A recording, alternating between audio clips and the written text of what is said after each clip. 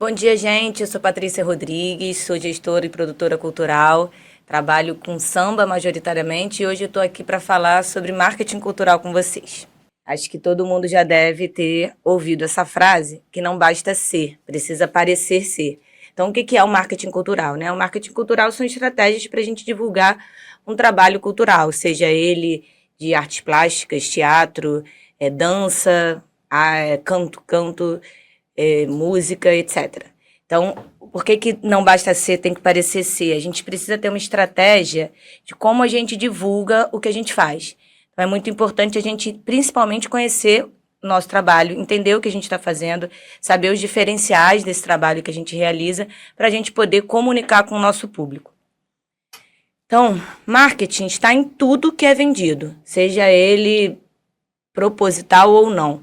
Mesmo quando a pessoa não tem interesse em fazer um mega planejamento estratégico do que ela está vendendo, tem marketing ali. A partir do momento em que ela comunica o que ela faz, já tem marketing, já tem ali uma forma de vender e de comunicar o seu produto cultural. Então, se a gente para entender que marketing está em tudo que a gente está vendendo, a gente precisa entender que tudo que a gente faz tem uma repercussão. Então, o nosso posicionamento é muito importante porque ele traz ali uma carga de informação para a pessoa que a gente quer comunicar. Nesse caso, a gente pensando em venda, para quem vai ser o nosso consumidor do nosso produto. Seja ele um consumidor fã, um consumidor do trabalho, né, um consumidor do produto artístico, mas seja ele também o nosso contratante, um cliente, a pessoa que vai consumir no sentido do contrato, né, de chamar essa pessoa para oferecer, para consumir, né, e oferecer para outras pessoas aquele produto cultural. Ai, demais. Então, assim, hoje a gente tem uma realidade no Brasil, né, que é fato, é muito difícil viver de arte. Então, pensando na dificuldade que é viver de arte, é essencial que a gente saiba como a gente vai comunicar o que a gente tem. Então, quando fala em comunicar o que a gente tem, é basicamente saber quem você é, de onde você vem, para onde você vai, o que você faz. Então, se eu trabalho, por exemplo, com samba, eu sou gestora de um produto, de um projeto de samba, eu preciso saber quem é a Patrícia, né, de onde ela vem, para onde ela vai, qual é a legitimidade que eu tenho para poder falar sobre o tema, o que é o meu produto, né? No meu caso, a gente está falando de um projeto cultural que oferece formação para mulheres do samba, então eu preciso entender bem o meu produto, o que ele é, para quem que eu estou falando, qual é o meu público-alvo, o que eu estou oferecendo, e eu preciso saber o porquê que eu estou fazendo aquilo. Então, a gente entender o porquê que eu estou oferecendo formação para mulheres do samba. Tem um déficit aí de mulheres no mercado do samba? Tem um déficit de formação para essas pessoas? Por que existe a necessidade e tem uma alta demanda no mercado de formação para mulheres especificamente? Então, a gente entender o porquê que a gente está fazendo aquilo é muito importante, porque quando eu estou falando de marketing, eu estou falando de comunicação, quando eu estou falando futuramente de como isso vai ser apresentado e consumido, eu estou falando sobre venda e eu preciso ter o mínimo poder de convencimento com quem eu estou falando para que ele entenda a importância do que eu estou vendendo, né? Do que eu estou oferecendo, do que eu estou comunicando. Então, o marketing, ele é basicamente a gente conseguir se conectar com quem está ouvindo, com quem está recebendo aquela mensagem.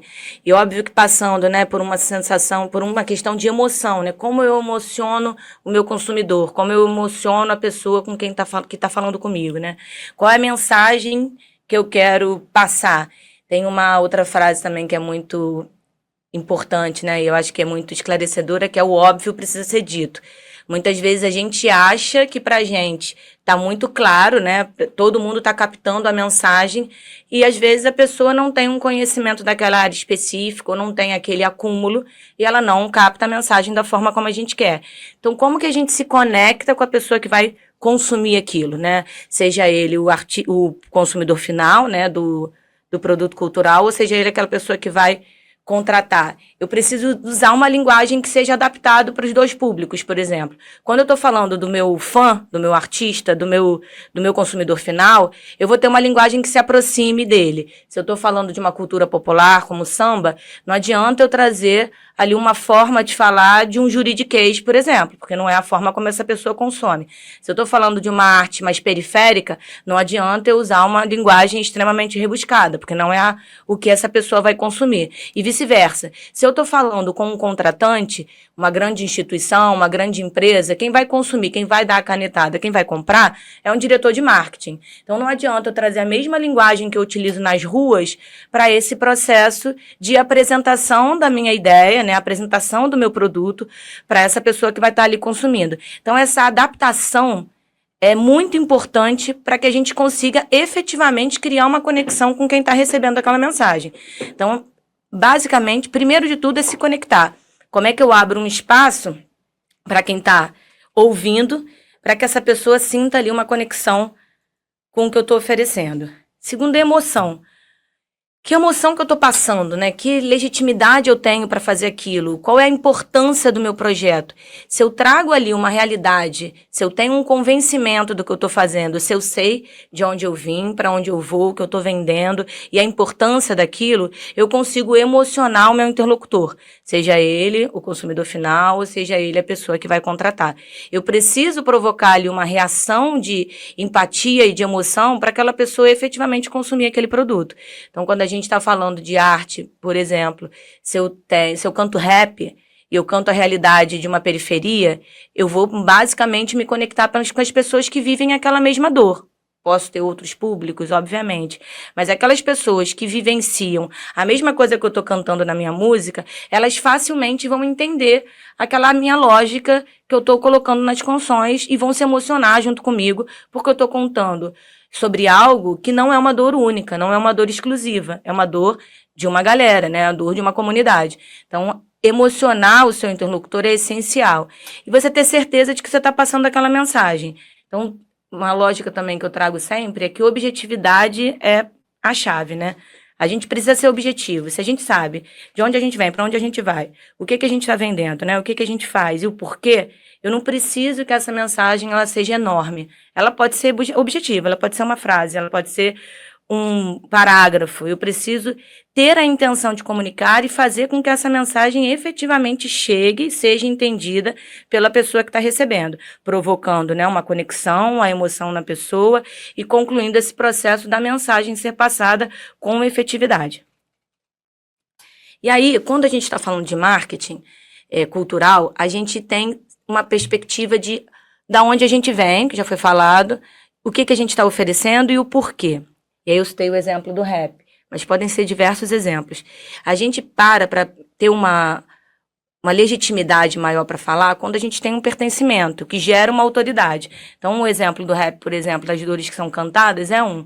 Mas se eu estou falando, por exemplo, de um território específico, se eu vivencio aquele território, seja ele periférico ou não periférico, se eu vou, por exemplo, falar sobre praia e eu vivo aquela dinâmica, né, de morar perto da praia, de viver aquele lifestyle, né, de aquele jeito carioca, por exemplo, eu vou vender com muito mais legitimidade de uma pessoa que mora no interior, por exemplo. Aquela pessoa não vivencia aquele processo de estar na praia, de pegar onda, de tomar um sol cotidianamente. Então, fica muito claro que uma pessoa que está próximo daquela vivência cotidiana, ela vai ter mais autoridade de falar sobre aquele assunto do que uma pessoa que está afastada. Se a pessoa que está em outro lugar, ela não pode fazer? Ela pode.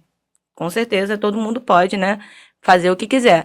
Mas a questão é que quem tem mais autoridade para falar sobre aquilo? Quando a gente fala de gênero, por exemplo, a gente abre um leque também muito grande de possibilidades e de uma especificidade muito, né, clara. Se eu estou falando de um projeto para mulheres, ele dificilmente vai poder ser feito por um homem. Um homem não sente as dores que uma mulher sente, né? Não passa cotidianamente pelas dores, pelas questões, pelas fragilidades que uma mulher passa. Então, se eu estou trabalhando com um projeto de gênero, o ideal é que eu tenha pessoas daquele gênero específico, ou daquela orientação sexual, ou daquele recorte para falar sobre aquela questão.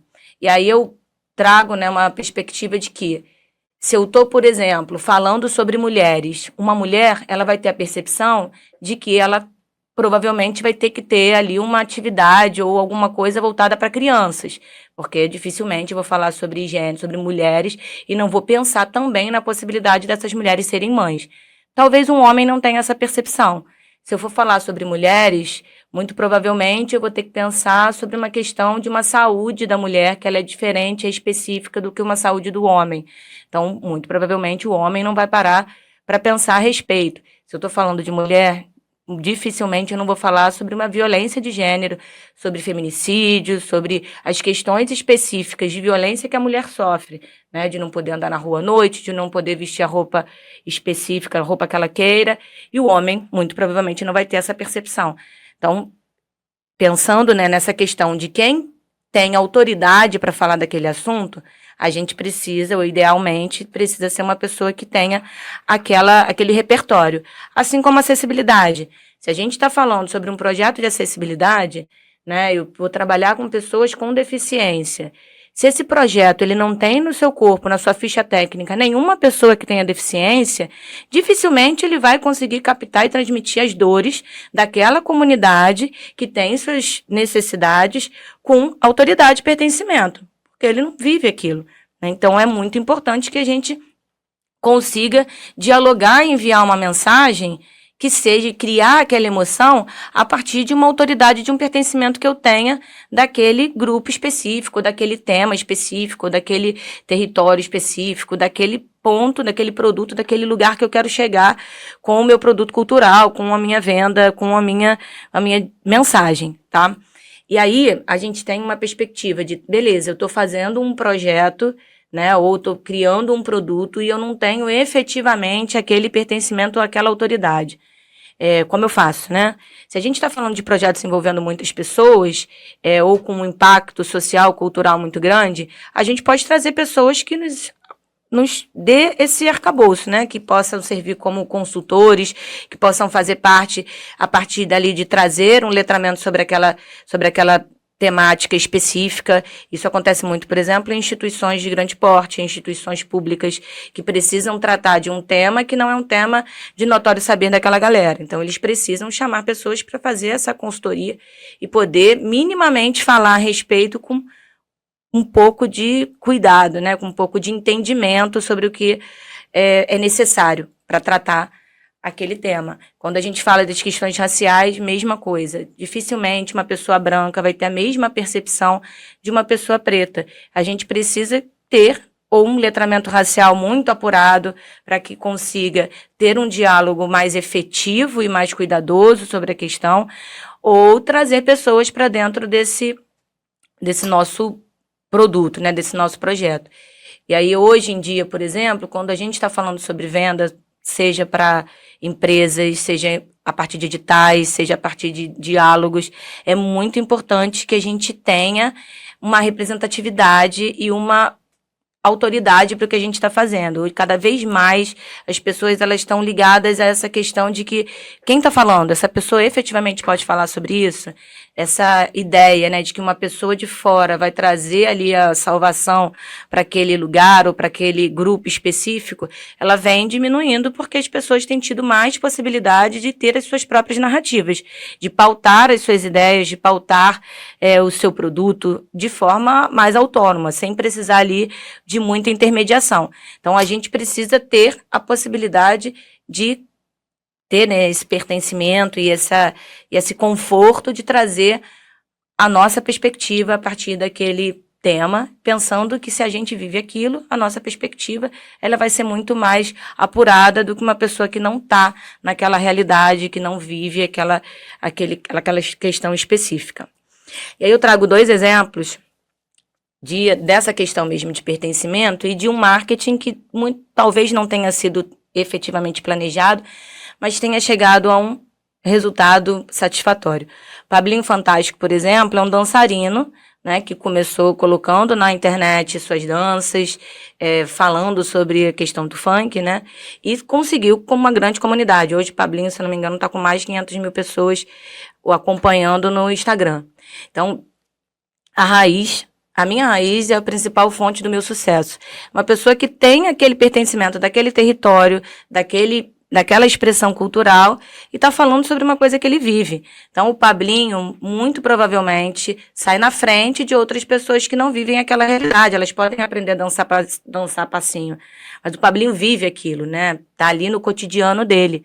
É muito mais fácil para ele poder trazer essa narrativa e poder vender essa proposta, poder comunicar sobre o que ele está falando, porque é uma coisa que é natural. Ele vive, né, naquela arte, naquela expressão. Quando a gente fala, por exemplo, do Rafael Vicente, que é um rapaz da Maré, que começou sendo influenciador, trazendo uma dinâmica de dança e de interpretação, ele viraliza a partir de uma a Shakira conseguir encontrá-lo nas redes sociais e elogiar a performance que ele faz de uma forma também muito orgânica, colocando na internet as vivências cotidianas que ele tinha, dele, com a família dele, que ele tinha, não, que ele ainda tem, que ele segue morando na favela. Ele traz esse cotidiano engraçado, né, de uma família periférica, que brinca, que se diverte, que dança, que canta, que interpreta, e vai conseguindo chegar a lugares inimagináveis. Imagino que quando começou, não imaginou que chegasse a esse vulto, né, de visibilidade e que acaba virando efetivamente uma fonte de renda, um trabalho. Hoje o Rafael poderia não estar morando dentro de uma comunidade, optou por morar ali, vive bem, traz uma segurança, né, e um conforto para a família dele, e pensa, inclusive, em trazer esse legado de criar uma instituição dentro da comunidade para que possa formar outras pessoas, para que possa deixar ali também, multiplicar o que ele tem, o que ele viveu e trazer essa experiência real, orgânica, para que outras pessoas também tenham a possibilidade de chegar nesses lugares. Então, dá para ver que formas orgânicas, né, muito reais, sem fazer ali uma mudança da sua origem, né, das suas raízes, elas têm, muitas vezes, um resultado muito satisfatório. Quando a gente está falando ali dessa questão da comunicação, de gerar emoção, de gerar conexão, de conseguir transmitir aquela mensagem de forma efetiva a partir de uma autoridade, de um pertencimento àquela cultura específica. E aí, o que é o marketing, né? Pensando no que a gente está falando. Marketing é fazer o coração da sua arte conversar com o coração das pessoas. A forma específica como você vai conseguir fazer isso, seja ela num boca a boca, ou seja ela nas redes sociais, ou seja ela emocionando as pessoas dentro das suas apresentações, é muito variável. Vai depender do seu produto cultural, vai depender da sua área de atuação. Mas o importante é a gente conseguir criar essa conexão, né? Criar essa conversa, criar essa emoção. É um coração comunicando com outro coração. Como é que a gente toca essa pessoa, né? E aí, o que é storytelling, né? Que é uma palavrinha em inglês que muita gente fala hoje em dia. Mas, basicamente, é a história de vida, né? A história daquele produto, a história daquela marca, a história daquele artista. Como é que a gente comunica isso, né? Hoje em dia, as pessoas, elas querem fazer cada vez mais parte daquela história, daquele produto. Então, se eu sou cantora, por exemplo, eu contar sobre de onde eu vim, as dificuldades que eu tive naquele caminho, o que eu venho percorrendo, ou como é o meu processo artístico fora dali das telas, fora do palco ou fora das redes sociais, faz com que eu consiga me aproximar das pessoas, que não necessariamente são outros artistas, mas que vão consumir aquilo que eu estou vendendo. Então, como é que a gente conecta a partir da música, né? Eu posso conectar com uma pessoa que vai me consumir a partir de onde eu vim, do território que eu vim. Eu vim do interior do Rio de Janeiro, hoje eu estou na capital e hoje eu estou fazendo música. Outras pessoas que vivem no interior podem se identificar com essa história, né, de transformação da pessoa que vem de um lugar, vai para um outro lugar, dessa dificuldade que essa pessoa vai enfrentar naquele caminho para chegar até onde ela quer, para percorrer um sonho. Então, essa questão, ela vai comunicando e tocando o coração das pessoas. Pode ser, por exemplo, de uma superação não necessariamente de território, mas de violência. Passei violência na minha vida inteira. Hoje eu consegui me superar e virei um grande artista de artes visuais, por exemplo, virei um pintor. Mesmo vivendo e tendo uma história de pouco acesso àquela formação, de pouco acesso àquela cultura específica daquele nicho, mas ainda assim eu consegui me reinventar. Então, essas dores específicas que as pessoas passam durante a vida, elas conectam com outras pessoas que vivem dores semelhantes, mesmo que elas não tenham o mesmo objetivo final.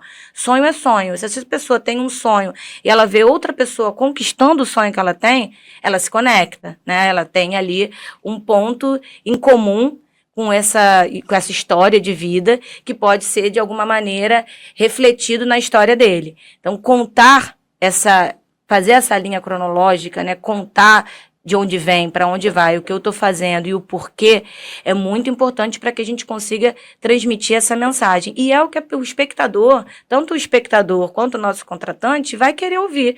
Por que isso acontece, né? Da onde que vem essa vontade de fazer música? Ou da onde vem essa vontade de se expressar através da dança? Da onde vem essa vontade de pintar um quadro, né? Se aquilo não é uma realidade, às vezes, do seu cotidiano ou da sua história anterior. Algum marcador no meio desse teu percurso fez com que você percebesse que aquilo é um teu caminho. Então, que marcador é esse? Né? De onde vem essa mudança de chave? Ou de onde vem essa necessidade? Tem gente que já nasce sabendo que vai querer atuar. É desinibido, gosta de se apresentar, né? Faz teatro para a família desde criancinha. Acho que todo mundo já deve ter ouvido histórias semelhantes. Mas tem gente que não. Através de um projeto social, teve uma primeira aula de teatro, se encontrou e decidiu fazer aquilo da vida, né? São duas histórias diferentes e que vão conectar, às vezes, com públicos diferentes, que não necessariamente está conectado com aquele produto final, né, com o sucesso daquele artista, mas com o que ele percorreu para chegar até ali. Às vezes a mulher vem de uma relação abusiva ou uma relação de violência doméstica e a partir do encontro dela com a moda, ela consegue sair daquela realidade, ela consegue trazer uma dinâmica, uma perspectiva diferente para o futuro dela. Talvez outras mulheres que vivam situações parecidas possam se conectar, né, mesmo que elas não queiram trabalhar com moda. Então, essa história de vida, contar de onde vem esse percurso que você teve, ele conecta absurdamente, inclusive, quem vai te contratar. Um contratante quer saber da sua música final, mas ele também quer saber o que aquela música significa, né? Então, como aquela música foi construída, a partir de que levou aquele artista a criar aquela música, o que levou aquele artista a criar aquele produto, né? Aquela história, aquela historinha contada, ela muitas vezes é uma justificativa, né? É uma forma da gente conectar e da gente trazer a emoção. Ela não é uma música isolada. Ela tem uma história por trás. Qual a história, né? Qual é a conexão? Da onde veio? Então, o storytelling nada mais é do que você contar um percurso de uma história de vida ou de uma história de um produto, de uma história de construção daquele produto final. E aí, o que a gente precisa entender, né, para finalizar essa ideia do que é o marketing cultural? É quem está fazendo, né? Quem é essa pessoa, de onde vem, para onde ela vai, onde ela vive, se ela é nova, se ela é velha, se ela é branca, se ela é preta, se ela é periférica, se ela não é, se ela tem deficiência, se ela não tem. Quem é essa pessoa, né? Ela trabalha com canto, trabalha com artes plásticas, trabalha com dança, trabalha com teatro. Essa pessoa, ela tem uma história, né? Ela é alguém. E aí, quem é essa pessoa? Você se entender enquanto ator daquela historinha, né? Daquela venda, é muito importante. O que você faz? Né? Hoje eu trabalho com gestão cultural, com projetos, mas eu já fiz muito evento. Então, eu era uma produtora de eventos. Então, o que eu faço? Né? O que eu estou fazendo hoje, atual, né? O que eu estou fazendo de produto, né? Eu sou cantora, eu sou uma atriz de teatro, eu sou uma atriz de musical, eu sou uma atriz de cinema. Não, eu sou um dançarino de funk, ou eu sou trabalho com uma bailarina. Então, o que você faz? E o porquê que você faz, né? Da onde que veio essa vontade de fazer aquilo? Eu, por exemplo, sempre quis trabalhar com cultura.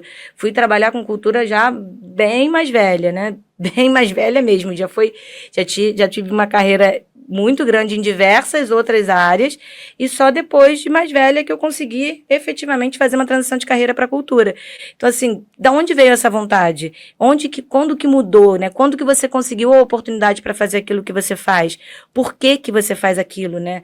O que que te move para fazer a sua arte, né? O que que te move a cantar? O que que te move a dançar? O que te move a criar um produto para venda, né? A fazer um artesanato?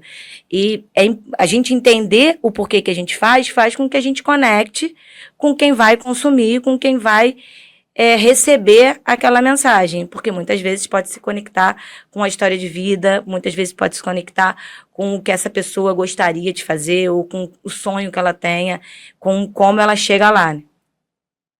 Bem, é isso.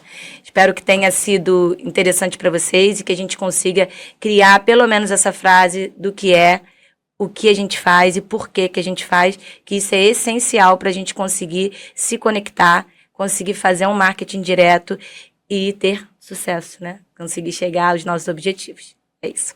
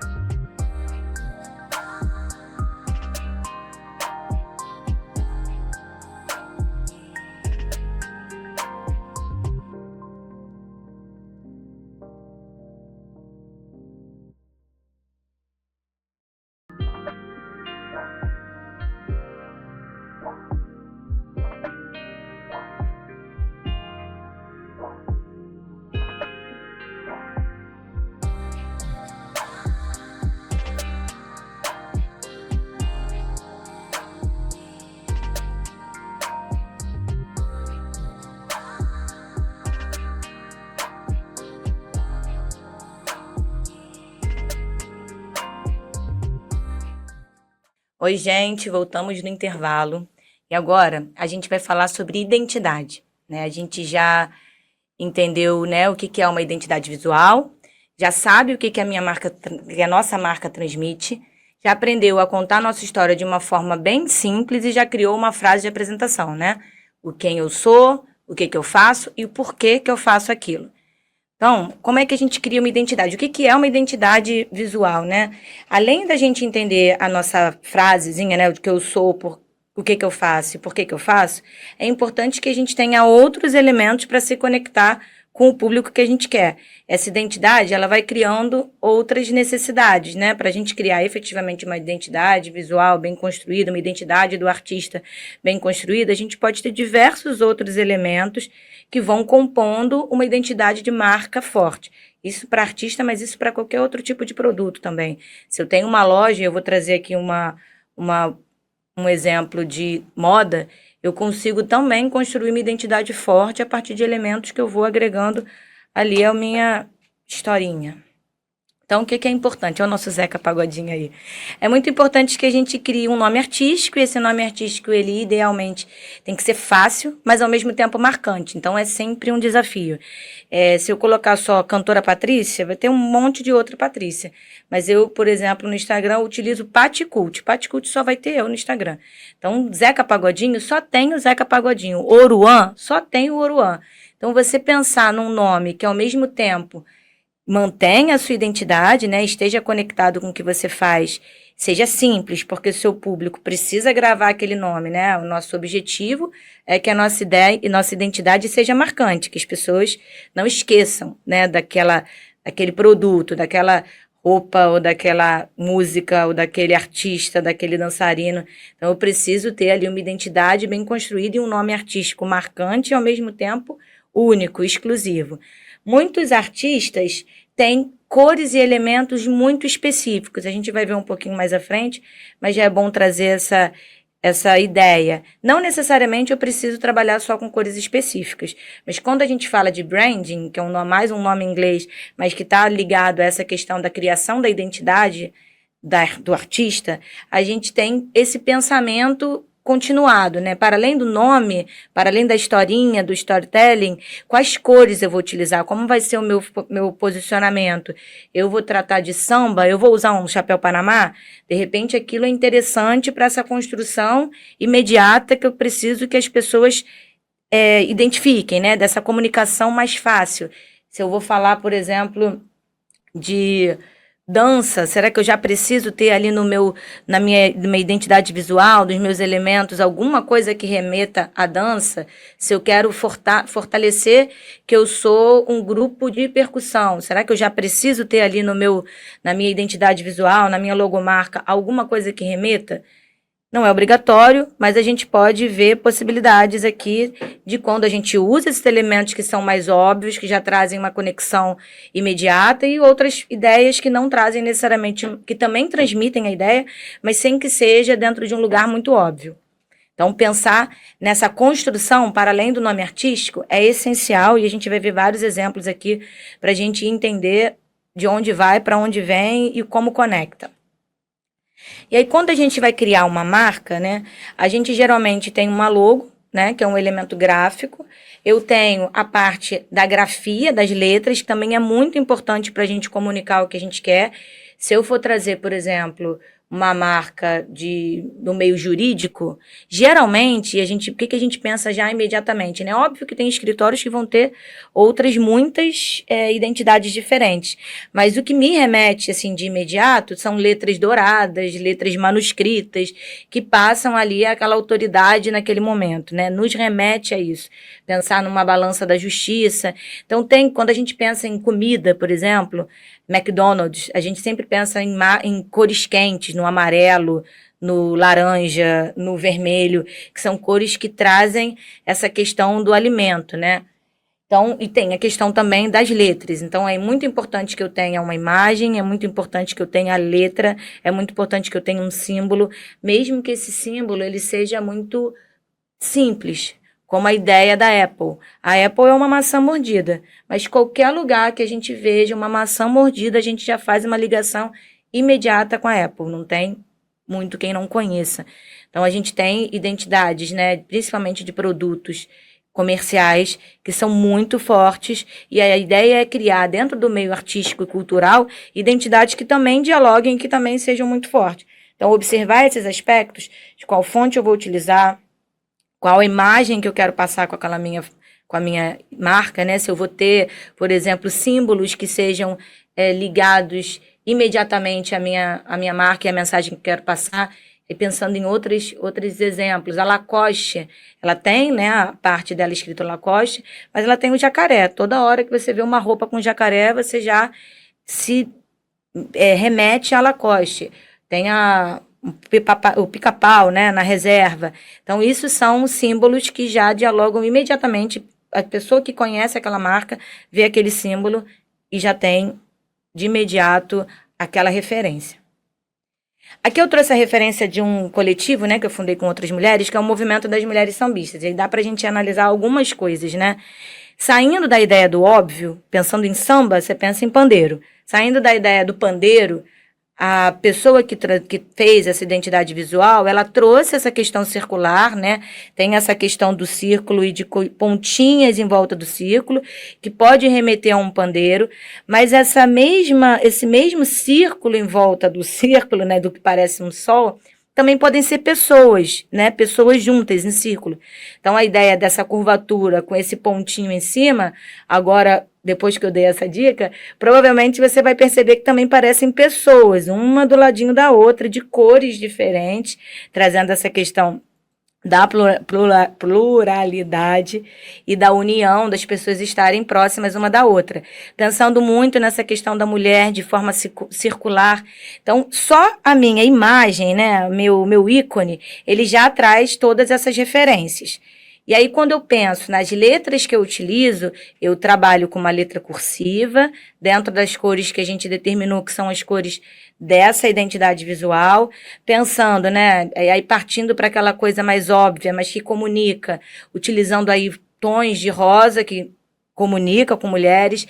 Então, toda a ideia isso tudo é pensado, né? A ideia dessa marca, ela tem a utilização de todos os elementos de forma que comunique o que eu quero. Uma letra, por exemplo, que fosse cursiva, mas dourada, aí talvez não comunicasse com a questão popular e agregadora que o movimento tem. Então, na hora que a gente escolhe elementos, por exemplo, muito duros, talvez também não comunicasse. Quando eu tenho aí esse sol redondo no meio dessas pessoas, ele não é um sol feito de forma muito bruta. Ele é um sol que parece que alguém desenhou aquilo, não é perfeitinho, ele é mais orgânico. E a ideia de um movimento social é que seja mais orgânico mesmo. Então, tudo dialoga com a ideia final que temos o objetivo de passar. E aí, que a gente tem vários subprodutos, né? A gente tem vários projetos dentro desse projeto. E esses projetos, eles dialogam com a identidade visual original, que é essa, só que com as suas especificidades. E aí vou trazer alguns exemplos para vocês verem. Esse, por exemplo, é o nosso projeto infantil, é a Casa dos Sambichinhas. E aí já traz essa questão do óbvio, né? É um projeto de percussão infantil, e aí a gente mantém toda uma ideia de cor, de fonte, né, da minha origem, da minha logomarca mãe, que é o Movimento das Mulheres Sambistas, mas eu já trago um elemento aí que traz uma coisa bem óbvia, né, que é um tambor com dois talabarte? Acho que é talabarte. E uma notinha musical que dialoga imediatamente sobre o que é o projeto, né? A pessoa olha, já imagina que é um projeto de percussão para crianças, Casa dos Sambichinhas. E aí a gente mantém itens da nossa identidade visual para não se afastar muito do original, que é esse, né? Eu tenho, por exemplo, esse círculo no meu tambor, né? Tá vendo? Esses rosas, né? Que a ideia também é que esse círculo signifique um sol, mas signifique rosas. Então, eu tenho no meu tambor essa mesma referência. E a mesma referência de cores, a mesma referência de fontes. Então, alguém que conhece o movimento, quando vê uma logomarca da Casa dos Sambichinhas, também identifica que tem alguma relação com o movimento das mulheres sambistas. Seguindo, na mesma lógica, eu tenho a Casa da Mulher Sambista, que é o meu braço de formação para mulheres do samba. Eu trabalho com uma casinha, né, trazendo aquela coisa do óbvio, que pode ser utilizado ou não, mas a gente quer trabalhar de uma forma mais imediata nessa associação. o raio do sol aqui, que é uma rosa ou um sol junto da casinha, que é nossa identidade mãe, tá ali na minha identidade mãe, e trazendo a mesma fonte embaixo, Casa da Mulher Sambista. A mesma coisa, quem imagina, quem olha isso aqui, já faz uma identificação imediata com a logomarca inicial do movimento. Por fim, ainda dentro do movimento das mulheres sambistas, a gente tem, por exemplo, uma oficina de bloco. E aí essa oficina de bloco já utiliza uma tipografia diferente, né? Esse bloco o iaiá é a fonte inicial. Eu tenho um outro ícone, que é uma mulher, mas a saia dela ela é formada pelas flores, com as pessoas em volta, que pode parecer um pandeiro, dentro, né? E remetendo à minha identidade inicial. O turbante dela também remete à minha flor, que pode ser um sol, nas mesmas cores da arte inicial. Eu tenho ali um conjunto de variações de logomarca para produtos específicos dentro desse movimento inicial que estão sempre dialogando uma com a outra, né? Elas são projetos diferentes, produtos diferentes, mas eles, se você olhar de imediato, uma pessoa que conheça o movimento, de cara vai imaginar que tem alguma relação. E aí, tem vários exemplos aí. As duas linhas de cima, elas são logomarcas, né? Identidades de artistas de funk. As duas de baixo, já quando eu joguei no Google para trazer essas referências, eu já coloquei cantores de sertanejo. A gente, de imediato, já percebe que a gente trabalha com fontes diferentes, né? Com letras diferentes, e que a gente tem... Eu consigo aumentar? Não, né? Dar um zoom? Não.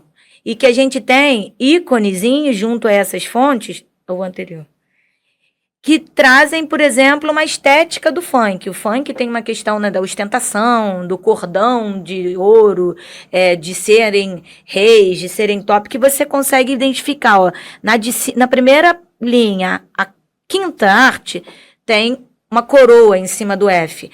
A terceira de baixo também tem uma coroa em cima do F. A gente tem, por exemplo, na segunda de cima, um diamante. A gente tem na terceira de cima uma questão já de agilidade, né? Uma fonte que parece que está correndo. Então, a ideia do funk, ela é uma ideia que trabalha essa questão do movimento, essa questão de itens visuais que remetam à prosperidade, a dinheiro, né? A ouro, a joia.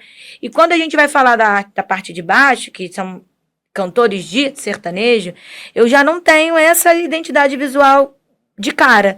Já tenho uma identidade visual mais seca, mas vários deles, como o terceiro e o quarto da primeira linha, o quinto também, e o segundo, o terceiro e o quarto da linha de baixo, uma menção direta a um instrumento musical, a um violão. Tá vendo aqui o Gustavo Guilherme, que eu não o conheço. O T e o E embaixo fazem um violão. Guitar Studio também faz um violão. William Beluco, o B também faz um violão. Embaixo, o sertanejo, o S faz um violão. Soul alguma coisa também faz um violão. Então, é uma outra ideia, mas também tem um ponto em comum. A ideia de colocar um violão aí para a galera do sertanejo, a princípio, é uma coisa que comunica diretamente. Eles têm uma proximidade nessas fontes, nessas letras de baixo, desde a fonte, a forma como coloca. Tem sempre 2 andares, né? Gabriel Araújo, João Cantor, Gustavo Guilherme, que talvez remeta a essa coisa mais antiga que a gente tinha, das duplas sertanejas, né? Chitãozinho e Chororó, Leandro e Leonardo. Talvez essa questão do de cima e o de baixo possa ser uma referência a isso, e aí é a questão como essa identidade visual é criada, né?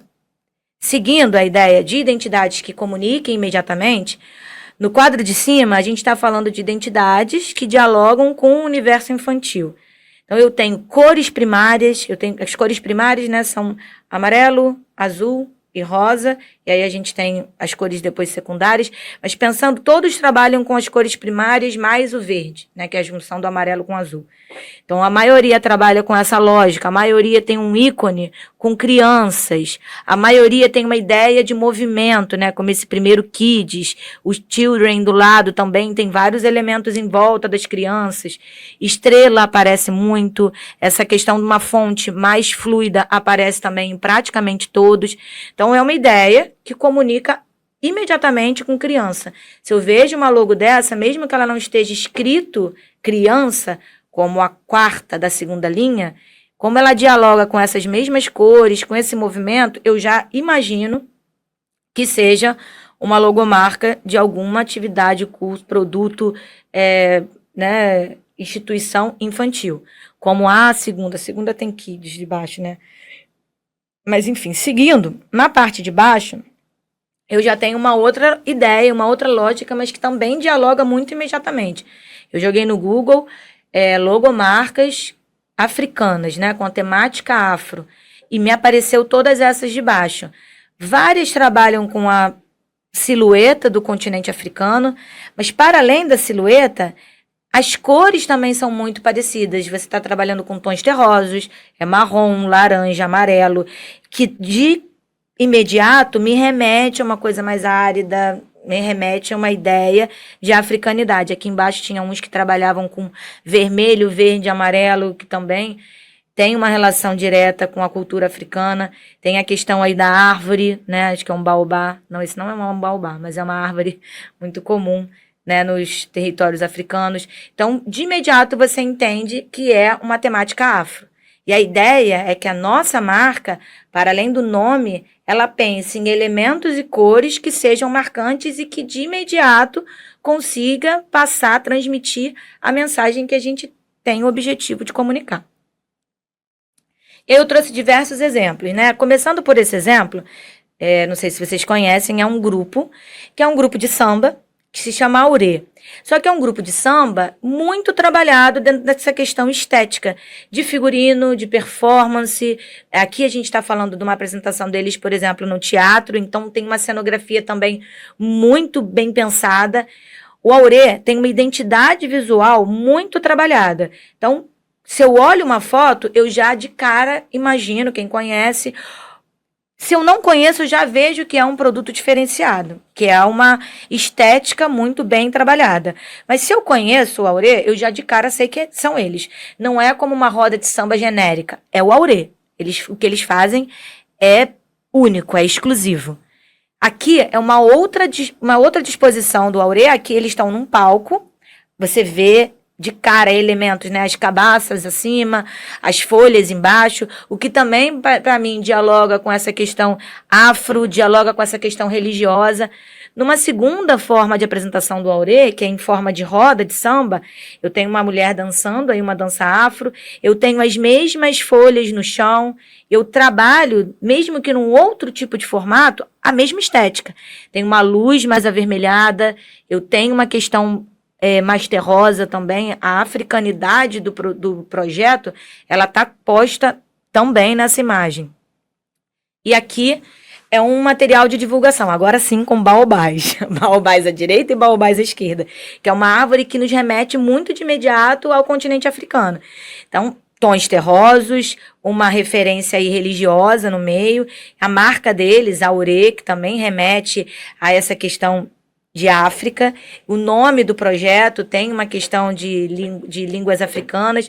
Então, eles remetem à mesma estética que eles quiseram passar lá do início. Tudo é conectado, desde a fonte, ao tipo de cor que utiliza, a ideia do projeto, né, de ser um projeto vinculado a essa cultura africana, de ser um projeto com músicas, né, com uma estética também religiosa. Então, tudo está conectando, tudo está conectado. E aqui eu trouxe uma imagem que a gente de imediato pensaria de uma roda de samba. Né? Quando eu paro para pensar numa roda de samba, eu pensaria muito provavelmente num formato como esse aqui, que também é muito legítimo, que é o que eu faço, mas a ideia é que essa roda também pode ter, inclusive, sua identidade, né? Outra identidade, em outra forma de fazer, mas não é uma identidade, por exemplo, que trabalha cenário, figurino, algo estético que eu de imediato identifico que é aquele grupo específico. Trazendo um outro exemplo, agora no jazz, também ainda na música, mas no jazz, esse é um artista de jazz chamado Jonathan Fair. E ele trabalha muito a estética afrofuturista. E aí, muito de imediato eu já vejo que esse cara tem um cuidado muito específico com figurino, né? As imagens de figurino dele, os tons das imagens também, né? Essa do meio, pensando nessa coisa mais azul, mais fria, tudo é pensado, não é uma coisa aleatória, né? O Jonathan trabalha, é um artista de jazz que tem um diferencial estético muito determinado ali, né? Muito delineado, e com essa perspectiva afrofuturista. Que outras imagens dele. E ele está sempre olhando para o lado, por exemplo, pensando muito nessa questão do símbolo Sankofa, né? Olhar para frente, pensando no que está atrás. Muito de cores mais frias, pensando nessa questão tecnológica, né? Do futuro. E aí, quando a gente pensa em jazz, em geral, a gente vai pensar numa figura como esse, o Al Jarreau, se eu não me engano. Al Jarreau. Acho que é. Que é essa estética de jazz. Se você parar para pensar o que eu acho que é jazz, eu muito provavelmente vou pensar nesse carinha aí, tocando um saxofone, um trompete. Isso, para mim, de imediato, é o que vai comunicar jazz. Mas eu tenho uma outra forma de fazer. E a partir do momento em que o Jonathan constrói essa identidade muito marcante, ele começa a virar referência, inclusive, dentro de um jazz mais urbano, mais moderno. Então, a gente vai criando, inclusive, possibilidades de influenciar outras pessoas e de criar aquela identidade muito marcante que você, em qualquer lugar que vê uma foto do Jonathan, você já imagina uma coisa afrofuturística. Você pode até não saber o que ele faz, mas vai te remeter ao que ele quer passar, que é essa linguagem africana, ao mesmo tempo, afro, da cultura negra, mas ao mesmo tempo com uma perspectiva de futuro muito bem desenhada. E aí, indo para a moda, a gente tem essa marca que chama Ateliê Mão de Mãe, uma marca baiana, que trabalha com roupas de crochê.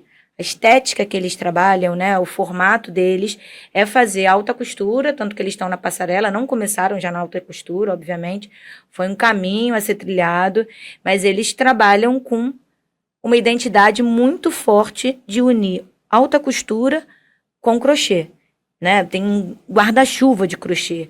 A segunda modelo aí tá com um vestido, como se fosse um vestido de festa, de crochê. Tem essa estética também de trazer os homens para vestir crochê. E é interessante a gente perceber que, ao mesmo tempo que você pensa no crochê como uma coisa muito raiz, muito, não rústica, né? Mas uma coisa muito... Vai me faltar a palavra. Mas uma coisa quase que acolhedora, né? Da avó, de fazer o crochê, dessa coisa mais familiar. Ele traz para um outro lugar, de colocar na passarela, de colocar com uma perspectiva de alta costura, e ele cria a identidade do Ateliê Mão de Mãe. Hoje em dia, se qualquer lugar que você vê uma roupa parecendo alta costura de crochê, pode nem ser deles, mas você vai de cara pensar nessa marca caso você conheça. Caso você não conheça, você já de imediato vai pensar que essa marca tem algum diferencial. Uma construção aí muito específica de como a gente utiliza o crochê para poder fazer roupa, né?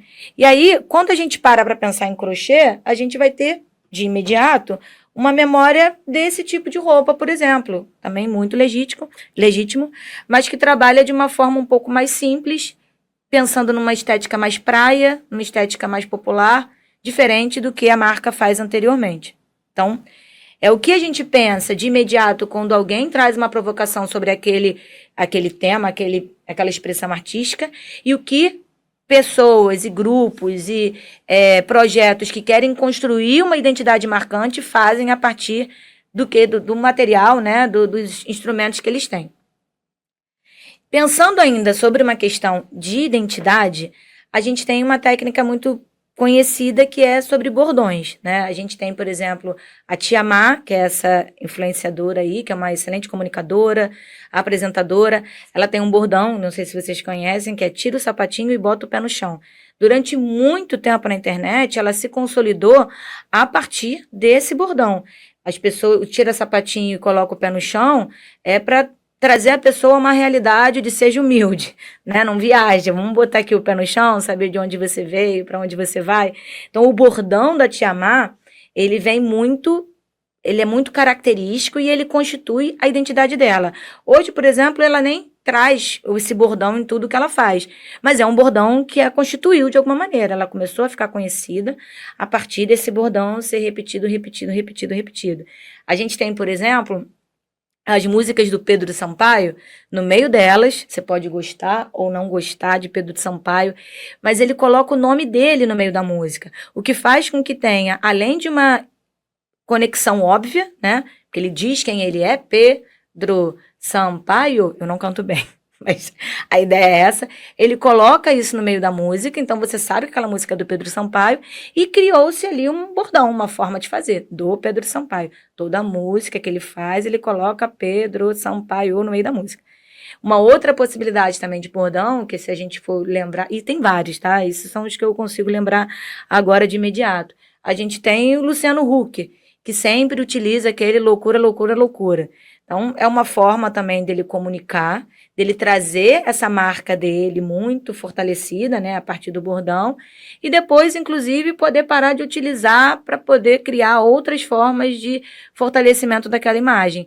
A gente falou aqui sobre nome artístico do projeto, pensando que esse nome artístico ele precisa ser curto não necessariamente, mas objetivo e marcante, né? Como é que a gente faz um nome simples, mas que marque, determine ali, seja exclusivo do seu produto, do seu projeto. A gente falou da importância de ter atenção sobre as cores que a gente utiliza e as fontes que a gente utiliza, de como isso dialoga com o nosso público, como isso vai trazer uma criatividade, um processo mais criativo, um processo mais descontraído, ou uma austeridade, um projeto mais de referência, né? O que eu quero comunicar? Então, é muito importante. A fonte, ela dialoga muito com essa questão do primeiro impacto que a pessoa vai ter sobre o seu projeto, né? Se aquela fonte, ela dialoga mais com uma coisa fluida ou se ela dialoga com uma coisa mais concreta, então uma coisa mais moderna, então provavelmente ela vai ter linhas mais retas. Então é importante que a gente pense bastante a respeito sobre cores e fontes que a gente vai utilizar. É muito importante também a gente pensar, já falamos anteriormente, sobre logo, assinatura e símbolo. Voltando à ideia, né, das marcas de roupa, o símbolo, muitas vezes, sem a descrição do nome da marca, ele vai dialogar com o que você quer passar. Então, pensar em 3 listras, você imediatamente pensa em Adidas. Pensar na vírgula, imediatamente você pensa na Nike. E eu estou trazendo esses exemplos que são de produtos comerciais, né? Não dialoga necessariamente com projetos e produtos de cultura, mas de alguma forma influencia a cultura, né? Se a gente pensar na cultura de uma forma mais ampla, esses símbolos, eles influenciam a forma como a gente consome cultura, e mais que isso, pode servir como fonte de inspiração para que a gente construa aí um projeto artístico, um produto cultural com uma característica e uma identidade muito bem definida. E para finalizar, né, a gente pode pensar também no estilo de foto e de vídeo que a gente faz. Então, pensando, por exemplo, em estilos de vídeo, tem uma influenciadora, né, uma que é a mais famosa do Brasil, que é a Virgínia. Os vídeos dela, eles trazem sempre uma perspectiva de ser algo muito cotidiano, muito não pensado, né? É o dia a dia dela, é o dia a dia dela com os filhos, é o dia a dia dela malhando, é o dia a dia... E isso conecta com as pessoas que talvez queiram ter uma vida como a dela. Não tem ali uma mega preparação, por mais que tenha por trás, de repente também tem. Eu acho que tudo isso deve ser muito pensado e elaborado, mas a forma como ela vende aquilo ali é como se fosse tudo muito orgânico. Sobre posicionamento ainda, a gente tem o exemplo da Boca Rosa, que até no nome tinha rosa, toda a identidade visual dela trazia essa questão do rosa, e a partir do momento em que ela rompe uma parceria, né, comercial e cria um novo momento da carreira e do produto dela, da marca dela, ela troca a cor, deixa de ser rosa e passa a ser cinza. Então, o que a gente comunica com a ideia do ícone, com a ideia da cor, com a ideia da fonte? Eu posso manter a minha identidade como ela manteve, por exemplo, do Boca Rosa, mas trocar a cor. Imediatamente eu já noto que teve uma diferença. Então, a forma como eu faço as minhas fotos, a forma como eu gravo os meus vídeos e a forma como eu construo aquela identidade da logomarca é essencial para a gente criar um produto com efetiva identidade marcante e diferente de tudo que tem, né? Como é que a gente cria aquela exclusividade do nosso produto? Por que ele por que as pessoas vão comprar e vão consumir o que eu estou fazendo? Qual é o diferencial que eu tenho? Então é isso, espero que vocês pensem a respeito e consigam construir agora, para além da frase do que é, o que faz e por que faz, agora uma questão de uma identidade um pouco maior, pensando na perspectiva de cores, de forma como esse conteúdo vai ser gravado, de como vai ser essa logomarca, né, de qual tipografia você vai utilizar, se vai ter ícone, se não vai ter ícone. Já tem aí agora um dever de casa um pouco maior. Espero que vocês aproveitem, que tenha sido útil esse conteúdo. Sábado que vem a gente se encontra novamente. E é isso, até mais.